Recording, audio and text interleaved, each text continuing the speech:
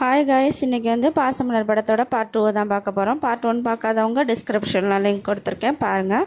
First என் channel subscribe பண்ணாதவங்க subscribe பண்ணிவிட்டு பார்த்தீங்கன்னா கொஞ்சம் நல்லாயிருக்கும். ஓகே, வாங்க வீடியோக்குள்ளே போகலாம். ஃபஸ்ட்டு யாரை காட்டுறாங்கன்னா நம்ம ஆனந்தை தான் காட்டுறாங்க. ஆனந்த் வந்து ராஜோட வீட்டுக்கு போய் இந்த மாதிரி சங்கத்தில் நம்ம ஃபேக்ட்ரியில் வேலை பார்க்குற சங்கத்தில் சேர்ந்தேன்னா அதுக்கான பெனிஃபிட் கிடைக்கும், எனக்கு ஒன்றும் கிடைக்க வேணாம்ப்பா, இல்லை நீ மற்றவங்களோட நலனையும் யோசி அப்படின்ற ஆனந்த் சொல்லும்போது, இல்லை நான் மற்றவங்க நலன்னா என்னால் யோசிக்க முடியாது, நான் என் தங்கச்சிக்காக தான் நான் பார்க்கணும். சங்கம் இது மாதிரி வச்சேன்னா போராட்டம் நடத்த வேண்டியது வரும். போராட்டம் நடந்து வேலையில் போச்சுன்னா அப்புறம் என் தங்கச்சி யார் பார்த்துக்குருவா, எங்களுக்கு சாப்பாட்டுக்கு வழி இல்லாமல் போயிடும்.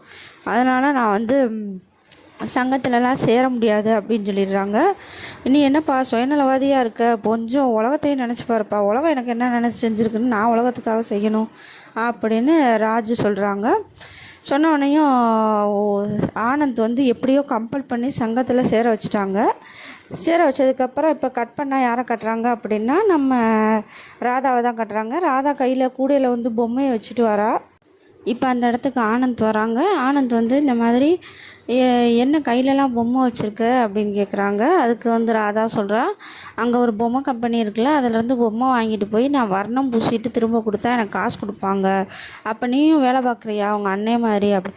ஆமாம், ஆனால் என் அண்ணன்ட்ட சொல்லாதீங்க அப்படின்னு சொல்கிறாங்க. உடனே ஆனந்த் சொல்கிறியா, சரி நான் சொல்லலை, அது மாதிரி நான் உன்ட்ட ஒன்று சொல்லுவேன், அதை நீ உன் அண்ணன்ட்ட சொல்லக்கூடாது அப்படிங்கிறாங்க. என்ன அப்படின்னு கேட்கும்போது, நான் வந்து உன்னைய விரும்புகிறேன் அப்படின்றோம். விரும்புகிறேன் அப்படின்னா என்ன, காதலிக்கிறேன்.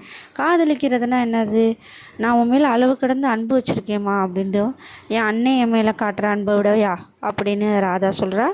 நான் உன்னை வந்து வாழ்க்கை துணையாக ஏற்றுக்கணும்னு நினைக்கிறேன் ராதா அப்படின்னு ஆனந்த் சொன்னதுக்கு, வாழ்க்கை துணைன்னா என்ன, நான் உன்னை கல்யாணம் பண்ணிக்கணும்னு நினைக்கிறேன் அப்படின்னு சொன்னோடனே ராதா அழுகிறா.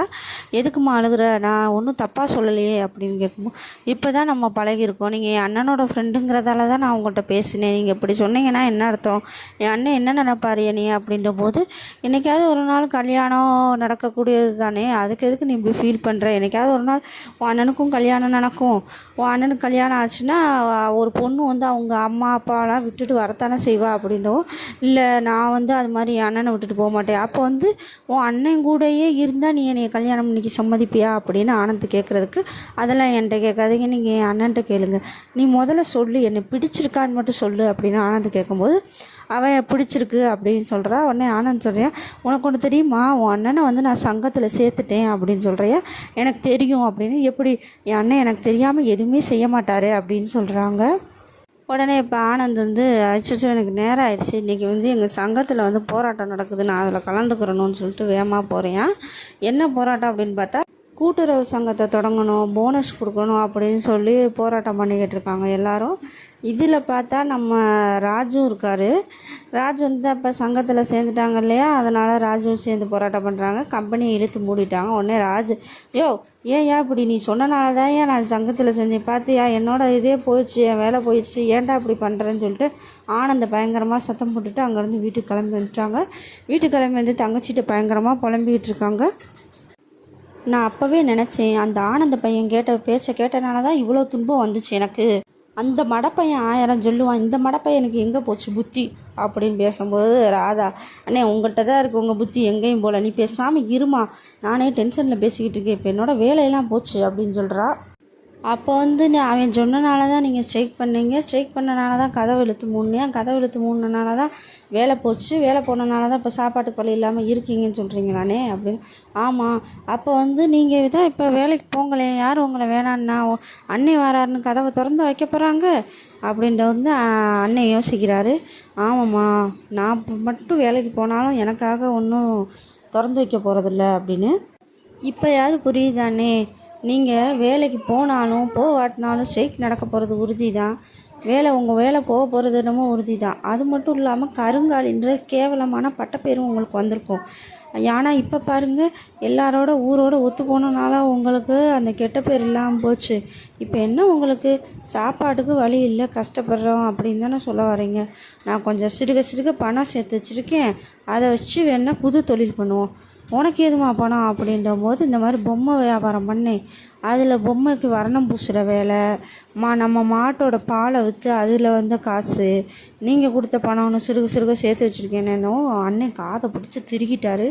ஏறாதான் நான் சொல்கிறத கேட்கல நீ. அப்போ அண்ணன் வேலைக்கு போகும்போது நீ எதுக்கு வேலைக்கு போய் கஷ்டப்பட்டுக்கிட்டு இருக்க, இப்படியா கஷ்டப்படுவா அப்படின்ற மாதிரி அண்ணன் வையவும், அண்ணே விடுனே விடுனே விடுனே, நான் அண்ணன் அவ்வளோ கஷ்டப்பட்டு சேமித்து வச்சனால தானே இப்போ என் கையில் 1000 ரூபா இருக்குது அப்படின்னு சொல்லவும் அப்படியே அண்ணனுக்கு தூக்கு வாரி போட்டுருச்சு. என்ன 1000 ரூபா இருக்கா, 1000 ரூபா எப்படி சேர்த்து வச்சா அப்படின்னு. ஏன்னா அந்த காலத்தில் 1000 ரூபானா இப்போ கிட்டத்தட்ட 4.5 லட்ச ரூபா வரும்னு வச்சுக்கோங்க. 4.5 லட்ச ரூபா ஒரு தங்கச்சி சேர்த்து வச்சா என்ன ஆகும், சந்தோஷம் வராதா? உடனே என்னம்மா அப்படி சேர்த்துருக்கேன், நான் உங்களோட தங்கச்சி ஆக்கும், அதனால் நான் கொடுக்க மாட்டேன் அப்படின்னு கொஞ்சிகிட்டு இருக்கா. உடனே அண்ணன் நான் உன்னோட அண்ணனாக்கும் அப்படின்றேன். அப்போ நீ ஒன்றும் தர வேணாம் போ அப்படின்னு அண்ணன் கோச்சுக்கிறியா. உன்னை சரி நீ வானே, உன்னை நான் எப்படியாச்சும் இந்த பணத்தை வச்சு பெரிய பணக்காரன் ஆக்குறேன்னா இல்லையா பாரு அப்படின்னு சொல்லிட்டு ஒரு பொம்மை கடை புதுசாக ஸ்டார்ட் பண்ணலான்னு பிளான் பண்ணுறாங்க. அப்போ அண்ணே சொல்கிறேன், உன்னை மாதிரி ஒரு தங்கச்சி இருந்தால் எவ்வளோ ஏழை அண்ணனாலும் பிறக்கலாமா, நீ இப்போ இவ்வளோ புத்திசாலியாக இருக்க அப்படின்னு சொல்கிறாங்க. பொம்மை கடை ஓப்பன் பண்ணிட்டாங்க. பொம்மை வியாபாரம் ரொம்ப அற்புதமாக போய்கிட்டு இருக்கு. இப்போ அண்ணே ஒரு பொம்மையை செக் பண்ணிகிட்ருக்கவில்லை, பழைய மில்லில் வேலை பார்த்தார் இல்லையா மில் ஓனரு, அவர் வர்றாரு.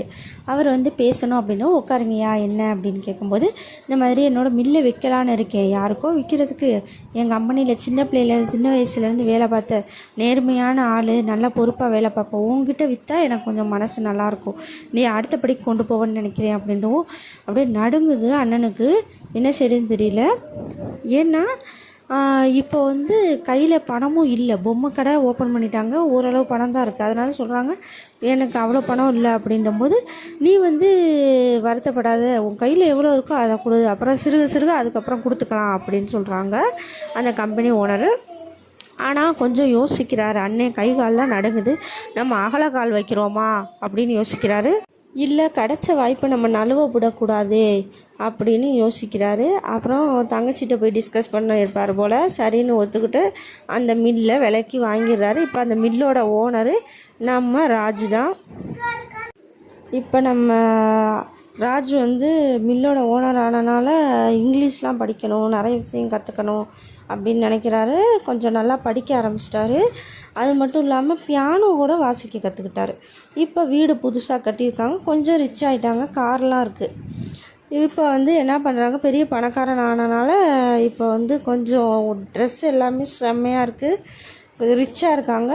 இப்போ ராதா வர்றான், அண்ணன் நின்றாங்க அப்படின்னு சொல்லிட்டு தீபா சாமி கும்பிட்டதை காட்டுறா. உடனே துண்ணூரை பூசிக்கிட்டான்.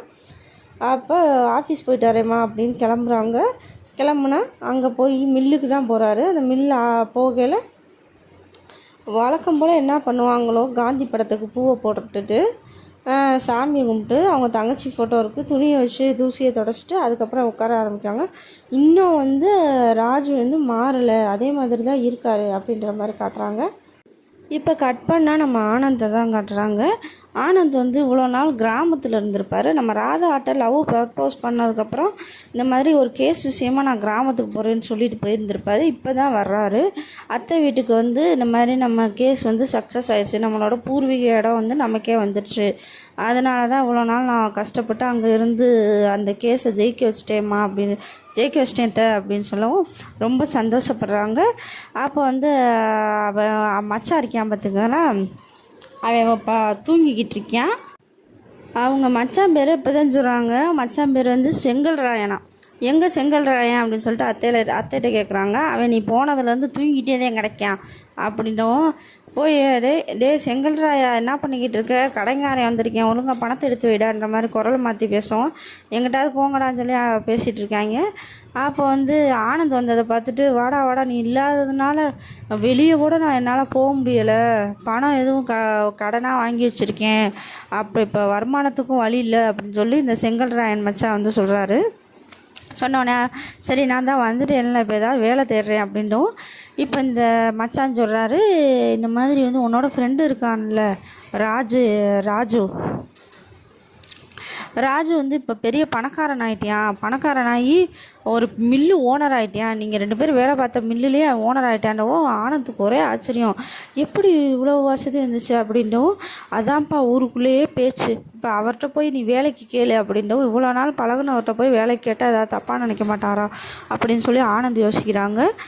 அப்புறமேட்டு சரி இப்போ போய் ராஜுகிட்ட போய் வேலை கேட்போம், வேறு வழி இல்லை அப்படின்னு சொல்லிட்டு ராஜுவை பார்க்குறதுக்காக வராங்க. ராஜுவை பார்க்க வரையில் ஆனந்த் வந்து ஒரு உள்ளே வர்றதை பார்த்துட்டு ராஜுக்கு ஒரே சந்தோஷம். உடனே வந்து கட்டி பிடிச்சிக்கிறாங்க. கட்டி பிடிச்சிட்டு வாடா ஆனந்த் வாடா, எங்கே போயிருந்த, கிராமத்துக்கு போயிருந்தேன். அப்படியா, அப்போ ராஜு நீ வந்து நம்ம கூட வேலை பார்த்த இவ்வளோ பெரிய ஆளாக வர்றது எனக்கு ரொம்ப பெருமையாக இருக்குது அப்படின்னு சொல்லிட்டு ஆனந்த் ரொம்ப சந்தோஷப்படுறாங்க. பரவாயில்லப்பா, நீ இவ்வளோ தூரம் முயற்சி பண்ணி ஒரு மில்லுக்கே ஓனர் ஆகிருக்க அப்படின்னு ஆனந்த் சொன்னோன்னையும், நம்ம கையில் என்ன இருக்குது ஆனந்தா, நான் எல்லாமே கடவுள் கையில் இருக்குது அப்படின்னு ராஜு சொல்கிறாரு.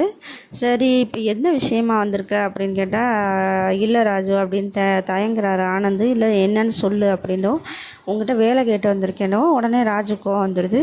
நீ எப்படி என்கிட்ட வேலை கேட்டு வரலாம், என்னால் உனக்கு வேலை கொடுக்க முடியாது அப்படிங்கிறாங்க. ஏன், நான் வந்து உன்னோட நண்பன் இல்லையா, நண்பனுக்கு கொடுக்க மாட்டியா, நண்பனாக இருக்கறனால தான் நான் உனக்கு கொடுக்க மாட்டேன்.